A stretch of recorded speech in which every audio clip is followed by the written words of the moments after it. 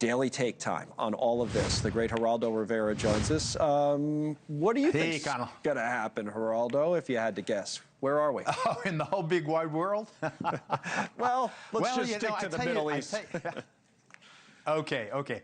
I am very moved, deeply impressed by the success of the American blockade. Okay. I still think that that was a coup that Trump thought of. I would have never thought of it myself. So I am deeply impressed that he had an ace in the hole, so to speak, to play. So far as we know, as of an hour ago at least, 9 ships have been turned around that left from Iranian ports or were going to Iranian ports. The skippers of those vessels heeded the admonition from the Navy. Here I can read just the last sentence of it. Just imagine if you're the captain of a tanker and an American destroyer pulls up next to you, next to the Iranian tanker next to the American destroyer. The captain radios, "If you do not comply with this blockade, we will use force.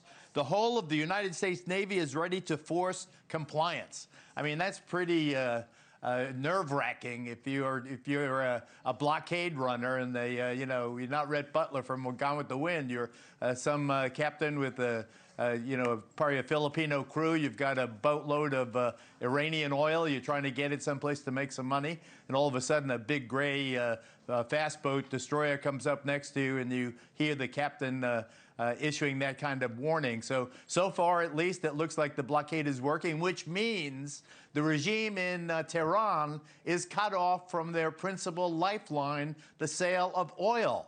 What is interesting is China has apparently given us the green light to enforce this blockade. That was where the rubber meets the road, in my view. If China was going to say, hey, wait a second, America, you can't do that. It's international water. Instead, China, I guess the president and Xi have exchanged letters, and the blockade holds. That's the headline. Yeah, so all of that, and I get that argument that it will force Iran to not only come to the table, but maybe come to the table and accept the president's terms. They'll be so strapped economically. That said, the president has a public that is, may not be very patient. Like I'm looking at a poll here, considering the costs and benefits the Iran war has been, and then you fill in the blank. And that number there at 51%, not worth U.S. military action, is pretty high, especially when you combine it with people who are not sure. So it's a majority of the people say, this thing hasn't been worth it. And you wonder how much pressure, especially with the high gas prices that we were just talking about, this president is under versus the pressure Iran is under. Well, it's I'd rather be under. I'd rather have our hand than their hand. Okay. At least they're not looking up at the skies and looking at a cruise missile incoming.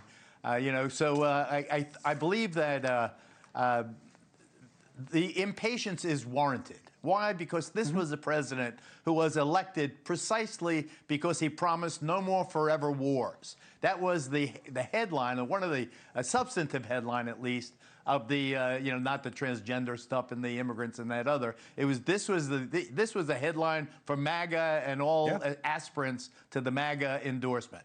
No more forever wars. We've been through Afghanistan. We've been through Vietnam. We've been through Iraq. Enough. You're not going to sell us a bill of goods. We're impatient. We got this tax break from the big bad break whatever bill. It is, yeah.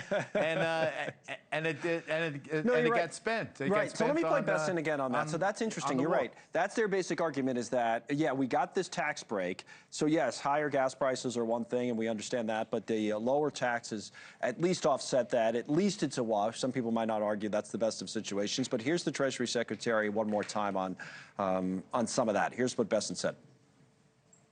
The tax gains that you talked about through the One Big Beautiful Bill, is that going to offset the consternation from Americans, for lack of a better term, over the $4 gallon of gas? Well, again, as I said, no one's ever objected to more money in their pocket. So the Americans have more money. They can decide how they want to spend it. Well, a lot of them spending on gas. So how do you see that coming out? Well, I think still, if the war persists and if the price of gas stays where it is or goes higher, there will be a stampede in the midterm elections. I think that the cost politically to the president will be profound. I think Republicans will be reeling from a revolution. So I think the president has a very narrow window of opportunity. Thank you for watching. Subscribe below and download our NewsNation app right now on your phone, and you will get fact-based, unbiased news for all Americans.